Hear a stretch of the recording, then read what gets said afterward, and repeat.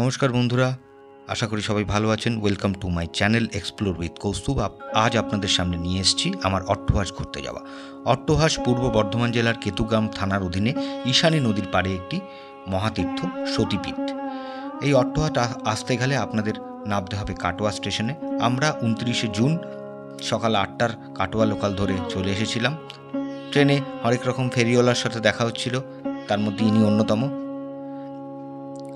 সকাল 8টায় কাটোয়া লোকাল 11টা 15তে কাটোয়ায় নামায়। সেখান থেকে আপনারা 800 থেকে 900 টাকার গাড়ি ভাড়া করে অথবা 30 টাকার বাস ভাড়া করে আপনারা চলে আসতে পারেন ডিরেক্ট অট্টহাস। আমরা এখন চলে এসেছি নিরোল বাস স্ট্যান্ডে নেমে সকালবেলা 8:30টার সময় রওনা দিয়ে অট্টহাস অবশেষে আমরা পৌঁছে গেলাম। গাড়ি করেই চলে এসেছি। আমাদের পৌঁছতে প্রায় 12:15 বেজে গেছিল। 12টার সময় এখানে ভোগ আরতি হয়, এরপর 12:30 পর্যন্ত পুজো হয়। আমরা পুজো দিতে পেরেছিলাম, কিন্তু অঞ্জলি দিতে পারিনি যেহেতু ভোগ দেওয়া হয়ে গেছিল। চলুন দেখে আসি।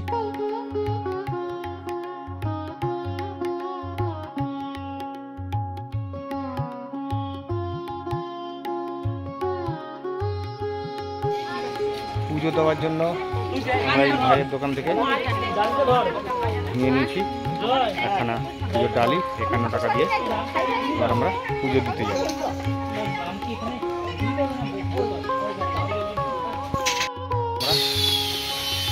চলে এসেছি, এখন ঢুকছি আমরা। অদ্ভুত সুন্দর পরিবেশ, চারিদিকে সবুজে ঘেরা।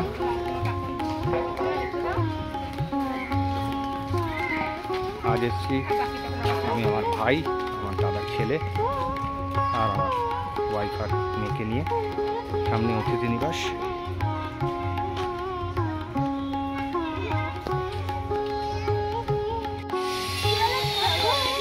ঢোকার মুখেই বাদিকে আপনারা দেখতে পাবেন দ্বিতল অতিথি নিবাস। এখানে আপনারা ইচ্ছে করলে রাত্রি যাপনও করতে পারেন। আমরা এখন পুজো দিতে যাচ্ছি। সকালবেলা আমরা অলরেডি ফোন করে প্রসাদ নেবো সেটা বলে দিয়েছি।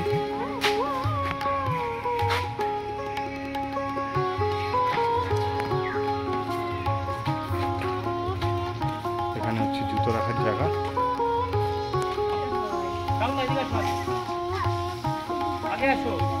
আচ্ছা ঠিক আছে, হ্যাঁ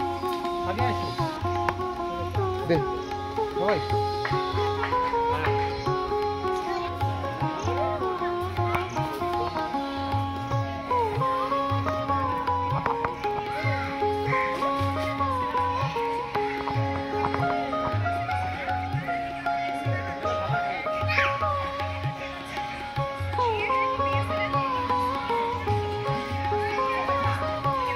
রন্ধনশালা।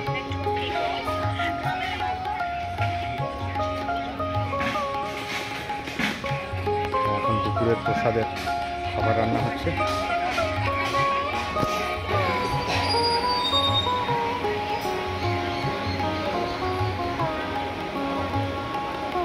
রয়েছে মূল মন্দির। মন্দিরে মোবাইল নিয়ে প্রবেশ নিষিদ্ধ।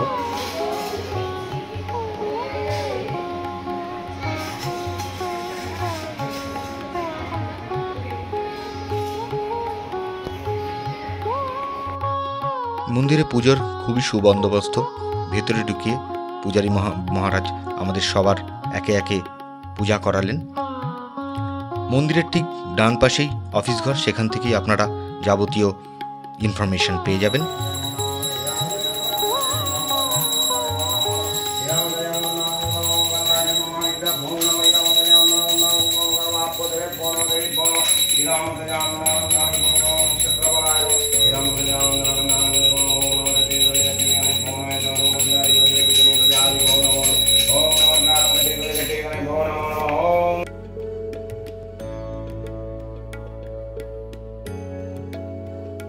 পুজো দিয়ে আমরা চলে এলাম ভোগ প্রসাদ খেতে। 1:30টার সময় এখানে দুপুরের ভোগ প্রসাদ দেওয়া হয়। আগেই আমাদের কুপন কেটে নেওয়া হয়েছিল। পুজো দেওয়ার ঠিক পরেই 50 টাকা করে এখানে জনপ্রতি কুপন। আপনারাও ভোগ খেতে হলে অফিস ঘরে কুপন কেটে নেবেন।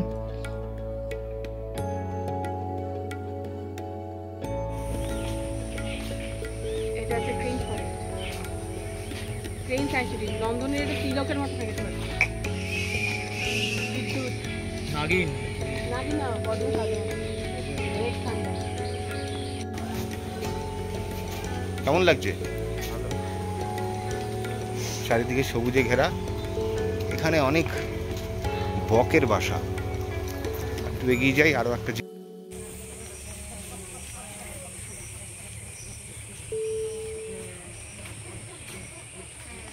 এখানে একটি সমাধি মন্দির।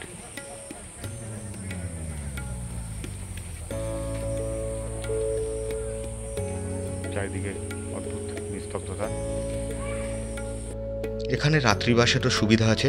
আপনারা অট্টহাস মন্দির প্রাঙ্গণেই দ্বিতল অতিথি নিবাসে রাত্রিবাস করতে পারেন, অফিস ঘরে থেকে কথা বলে।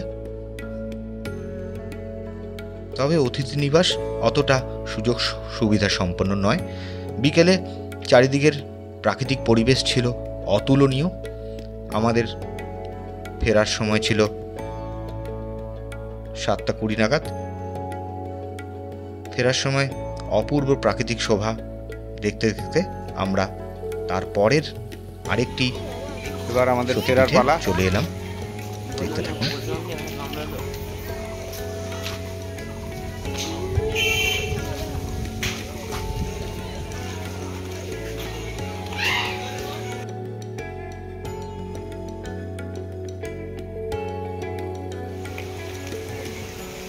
বিকেলের এই সৌন্দর্যটা অপরূপ লাগলো, তাই একবার ভিডিওতে আবদ্ধ করে দিলাম। যেই গাড়ি করে গেছিলাম সেই গাড়িটি করেই ফেরার পথে আমরা আরেকটি সতীপীঠে চলে এলাম, মা বহুলা দেবীর মন্দির। মায়ের বাম বাহু এখানে পড়েছিল বলে কথিত আছে। এটিও একটি সতীপীঠ এবং খুবই জাগ্রত। এখানেও আমরা মায়ের দর্শন করে অবশেষে ফেরার পথ ধরলাম। আমাদের ফেরার ট্রেন ছিল 7:20 কাটোয়া থেকে। আস্তে ধীরে আমরা কাটোয়া স্টেশনে পৌঁছে 7:20 ট্রেন ধরে অবশেষে সেদিনের মতো আমাদের যাত্রা সম্পন্ন করলাম। ভালো লাগলে অবশ্যই ভিডিওটি একটি লাইক দেবেন, চ্যানেলটি সাবস্ক্রাইব করে নেবেন এবং নতুন নতুন আরও ভিডিও পাওয়ার জন্য বেল আইকনটি প্রেস করতে ভুলবেন না। ভালো থাকবেন। আবার দেখা হবে আপনাদের সাথে নতুন কোনো স্থানে খুবই শীঘ্র। ধন্যবাদ।